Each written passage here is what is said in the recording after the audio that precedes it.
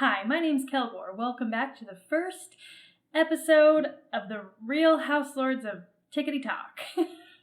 Today we're going to be looking at some of TikTok's finest landlords. If you're already subscribed, oh my god, thank you so much. If you haven't subscribed, this is my channel, welcome. I post kind of like, basically I'm always just yelling about like leftist stuff, but I don't always want to make like sad, soul-sucking video essays about capitalism and greed and society.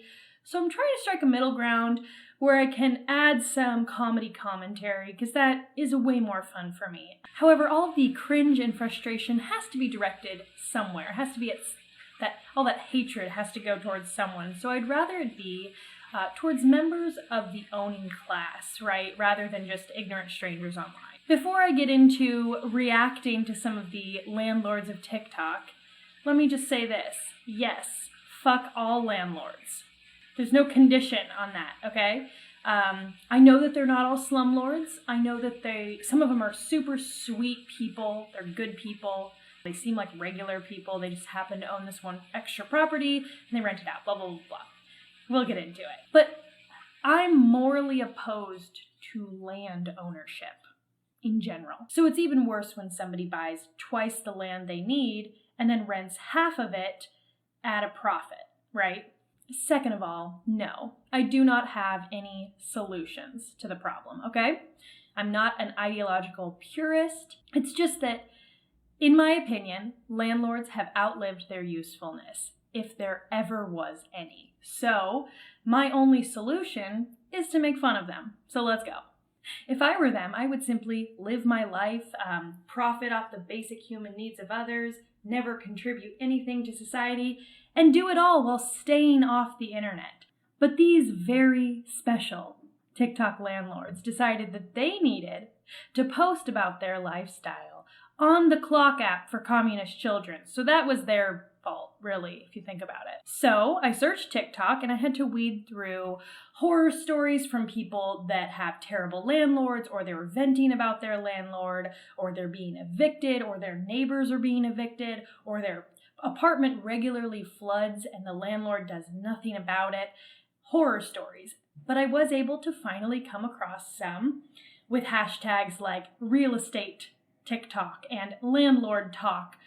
And these are the ones that the landlords themselves use. Now, I must warn you, we are going to start at the bottom, and they are going to get cringier and more offensive as the video goes on. So stick around. Okay, so our first guy, he's just some poor dude. He's just a regular jack-off like you and me, and he's here to tell you his sob story. So let's hear it.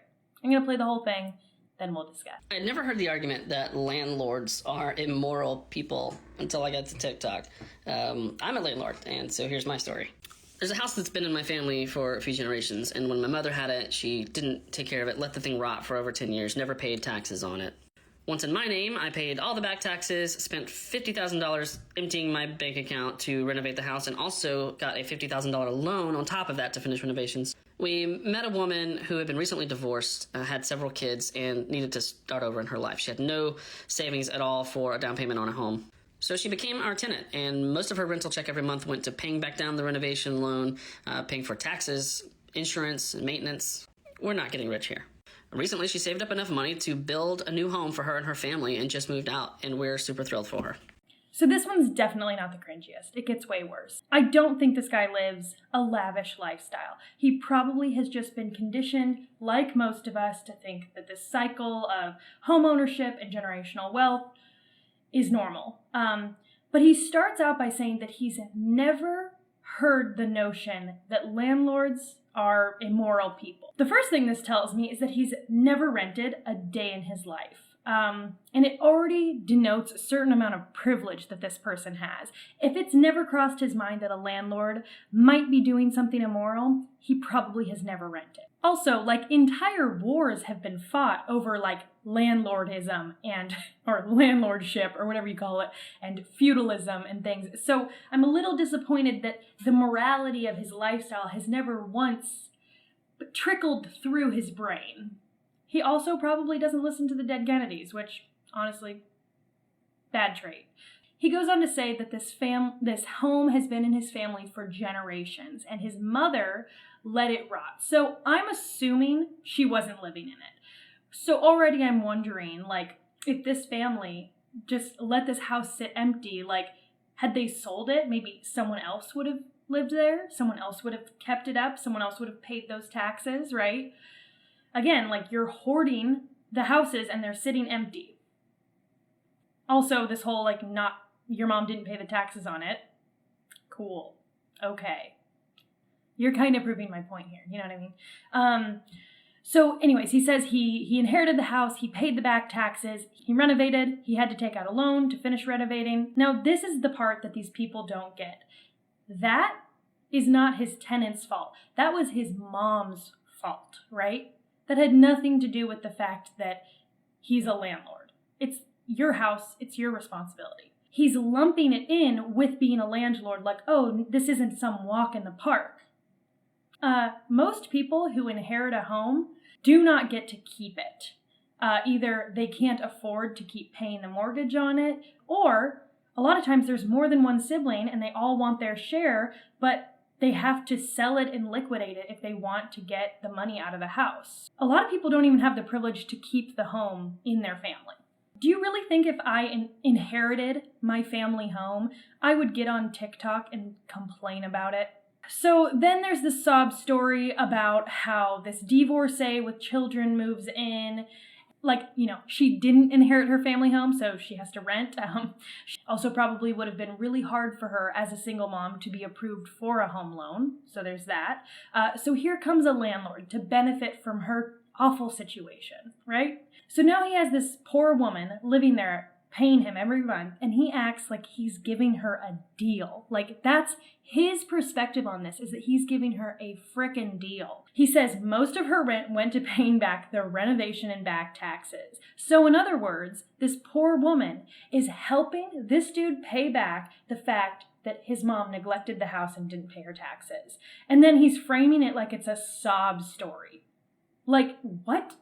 So then he goes on to say, oh, and he said it also paid for insurance and maintenance. Wow, how noble. A landlord paying for insurance and maintenance on the house that they've inherited?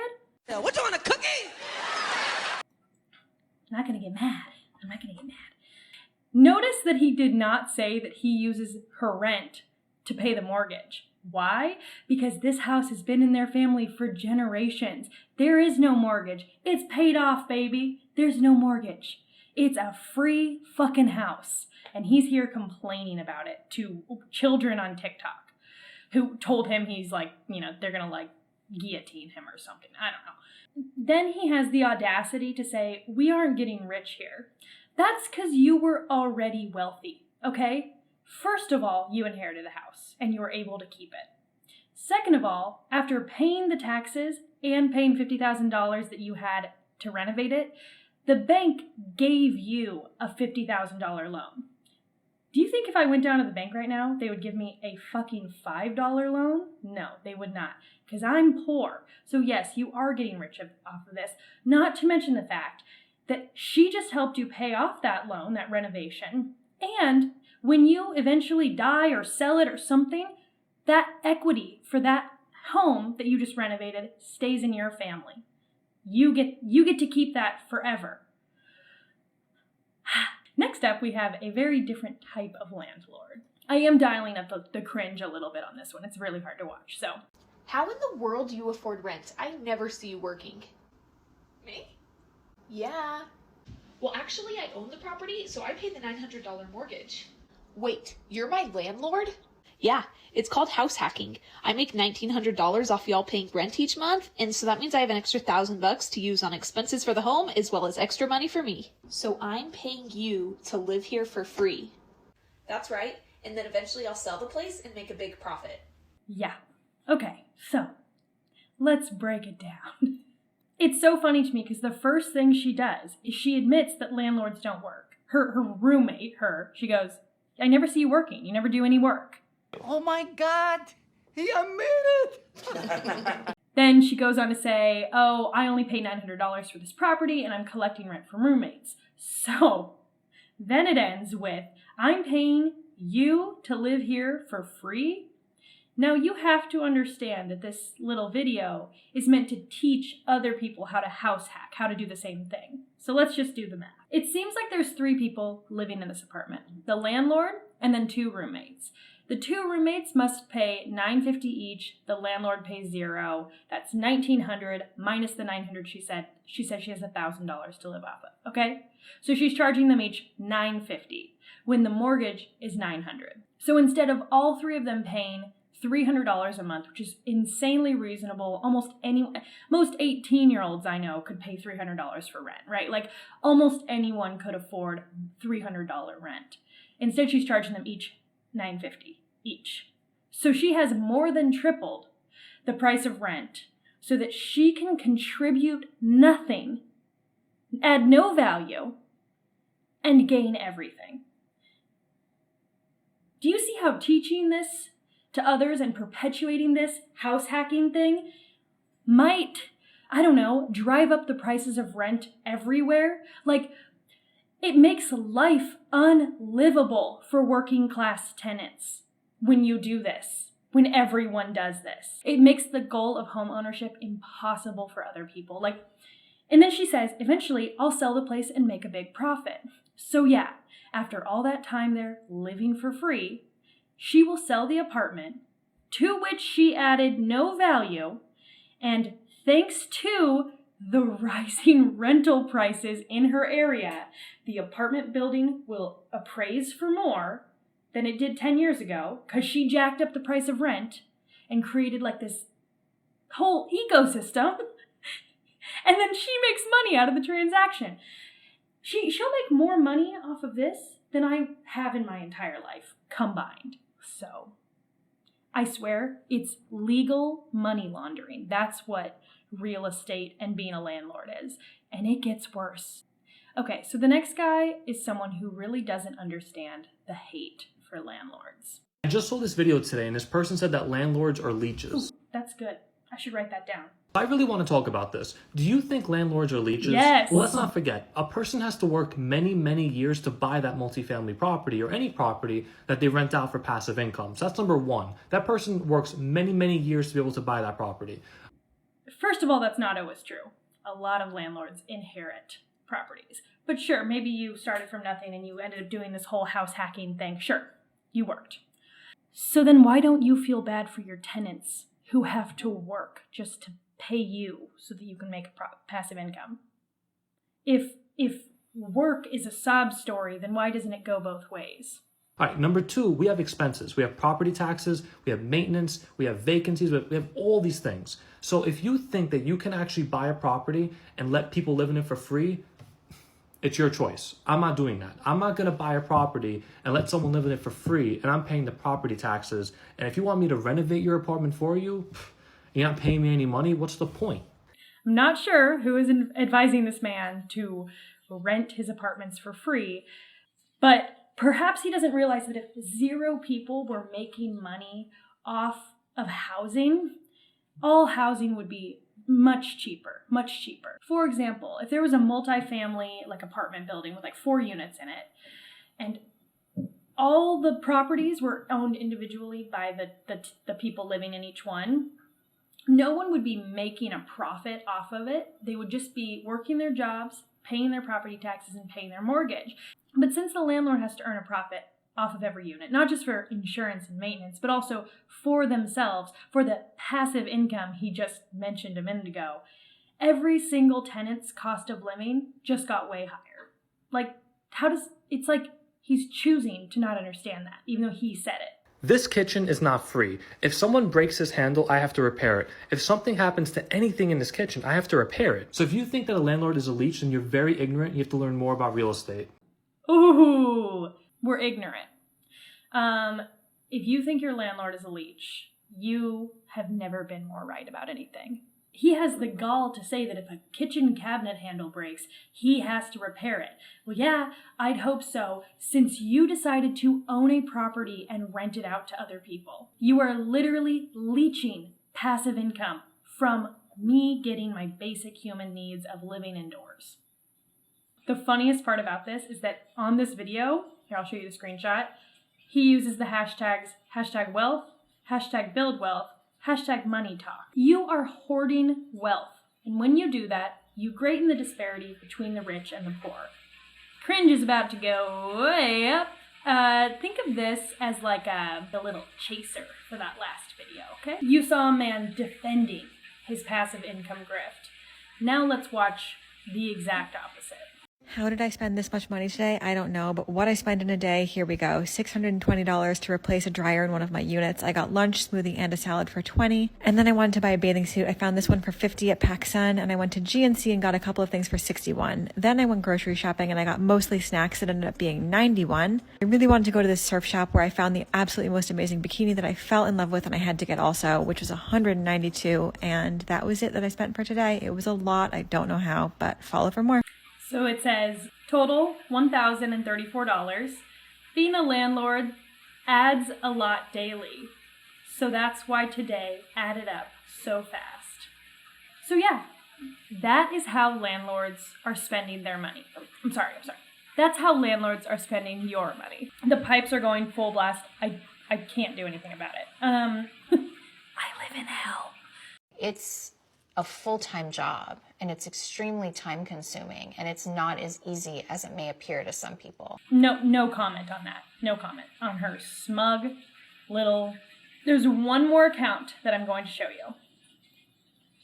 Probably going to get really mad, so before I do, comment down below if you want more videos like this, where I basically do cringe commentary, but mix in some material analysis and shit, because every time I go make fun of like random like influencers and MLM hunts, I just feel kind of bad because these people are just trying to survive in a system which we all participate in. But these people, these landlords, these proud bootlickers, I have no problem clowning on them. I really don't. So let me know. I'm thinking the series could be called Owned. Get it? Because it's like I'm owning the owning class. Okay, if you think that's a good idea. So here's our last girl. You might have seen this on Twitter. Tat Landano. I had to look it up. Her name's Tatiana. Here's a video. I'm going to speed it up a little bit because she puts music in her videos. So hopefully I don't get copyrighted, but let's go. I bought this eightplex for $950,000. I put $200,000 down and got a mortgage for $750,000. My payment every single month on that mortgage is $3,600. But wait till you see what I did next. There were 2 empty units in the property, so I renovated them and increased the value of the building. I could charge a higher rent because now the units are beautiful. I renovated the kitchen, I replaced the floors and painted the walls. I redid the bathrooms and included fantastic appliances. I rented the empty units, I went back to the bank and refinanced the property for $1,250,000, giving me a new mortgage of $1 million, and I cashed out $240,000 of equity. Okay, it's easy. You buy the eightplex and then you add value by painting it. Then it's more. So you go back to the bank, get $240,000 cash tax-free. What this woman just described is some fucked up money laundering. I swear to God. Where is the value coming from? Where is that added value? What, a $2,000 washing machine set? She put tile in the shower? What the fuck is she talking about? Why is that now worth $240,000 more dollars? Okay. All right. It's okay. Let's see what else Tatiana has to say. She uses the It's Always Sunny music, so I might have to like filter the sound on these. I'm gonna see what I can do about this. But anyways, also she looks like evil Kristen Wiig. It's like an evil character she would do on SNL, like the Californians or something, or the character she plays in Last Man on Earth because she's like super wealthy. Let me get my cringe ready. I bought this beautiful duplex for $650,000. It's a beautiful duplex with 2 separate entrances located in a very trendy neighborhood. Out this unit right over here for $2,500. The seller left the upstairs unit, which gave me an empty apartment. And put it up for rent on Airbnb.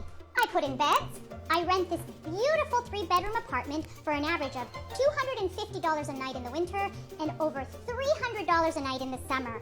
It's a no-brainer. But the rent downstairs gets me $2,500 and this apartment gets me $5,000 on average every single month. So that leaves me with a profit of $4,000 in my pocket every single month. Have you tried Airbnb lately, folks? Oh my God. So I'm not mad. I'm not mad. There's a lot I could say that I don't think I need to say, but I just want to point this out. Her Airbnb is netting her $5,000 a month, and her rental is whatever, $2,500 a month. When that rental becomes vacant, do you think that she is going to A, raise the rent, or B, use that one to also be an Airbnb apartment? Once that other apartment is vacant, what is stopping her from putting a couple IKEA beds in there and making $5,000 a month off of that unit too? And she's saying you should do this Airbnb thing. But what do you think that this will do to that neighborhood? What will happen to the city with one less place for a family to live? It really starts to add up when this becomes a trend. This whole house flipping, Airbnb, being a landlord thing becomes more and more popular. All right, we have one more from Tatiana. This is how I buy properties way under market value. First thing, I go to my city's registry office online. Then I search all the properties that have reached their deadline for unpaid taxes.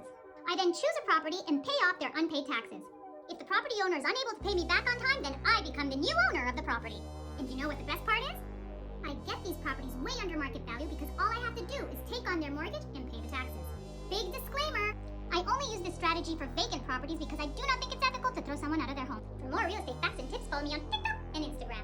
You don't think it's ethical to throw someone out of their home? You're a landlord and you're buying up properties everywhere. She goes online to see which people are struggling the most. Takes over their mortgage. Doesn't even buy the house. Takes over their mortgage. But she doesn't do it for vacant properties because that would just be taking advantage of people who have it really, really bad right now. That would be terrible. Okay. That is just, I need a palate cleanser after that one. I need something to make me feel better. We bought this beautiful 6-family for $161,000. Real quick, I just want to say, I love this guy's earpiece. It's sick. Okay, so they bought this house for $161,000. Doesn't look like it's kept up that nice. It's actually a lot of paint peeling. It looks kind of shitty. A lot of you can see the wood is rotting behind him. Each unit is rented for $1,450. Looks like shit. The revenue the property brings in is $8,700 a month. Hot water is included and there's some common electricity, so the expenses are about $860 a month. Our mortgage, taxes, and insurance payment is about $2,000 a month. Our cash flow from the property is $5,840 a month. But wait, it gets better. And we bought this back in 2011. And in today's market, it's worth $750,000. I bet you know what we're going to do. We're going to go to the bank and refinance and pull out $400,000 tax-free. And with the low interest rates there currently are, we're still going to cash flow. So you should follow us and learn how you can do this too. What? Why would the house in 10 years, from 2011 to 2021, why would the house go from $161,000 to $750,000 in value? Why in 10 years? That house looks like it's 200 fucking years old. Do you think that the value has ever grown that much in any of its other 10 years? I know. Maybe it's because you bought it in 2011. Your mortgage on the whole thing with taxes was $2,000 a month. But you artificially drove up the prices by 300% so that you could make a profit off the building. Maybe that's why the value went up. Maybe the value of the building actually went down because you look like you do a shitty fucking job of taking care of your building. That building looks like shit. And you look like the kind of guy who, if you were my landlord and something broke, I wouldn't even fucking call you because it wouldn't be worth looking at your dumb fucking Bluetooth headset. Okay? I gotta put something funny on. I gotta put something funnier on. Is that bitch fucking crying again? Yeah, I think so. Hey, could you shut the fuck up? Okay. I feel a little better. Before I go, I just want to say, being a landlord is not a job. You do not add any value to anything except your own fucking bank account. And do you know that when you add value to your bank account, you are taking it from somewhere? It doesn't just magically appear tax-free after your refinance. You took that value from working class people that live in your fucking buildings and now will never be able to afford a unit of their own, a house of their own, because prices everywhere, not just in San Francisco and London and New York, everywhere have gone up because of this little grift. Land ownership and rent, both of those things, being a landlord, owning a house, any of that, it disproportionately affects people of color, queer people, single parents, convicted criminals, and young people who are just starting out in life. And please remember that the police exist to protect the property of landlords, the property of homeowners. They suck too. The police suck too. So, if you find any cringe content from cops, landlords, rich people, business owners, wealth influencers, the kind of people who launder money through the art world, that's gotta be a grift, any of that, please send me the link or their username and tell me, where I can find them. And maybe I'll make this into a fun little series. So fun. This is so fun, guys. Okay, I really do want to end this on a lighter note because I'm not mad. So here's this. As a landlord, I provide a really important service to my tenants. They get housing. So that's why, guys, it's a real job. Okay, I actually really like this guy's content. Here's a little song he sang. We'll do this as our outro. But without the landlords, who will pay the mortgage? Your landlord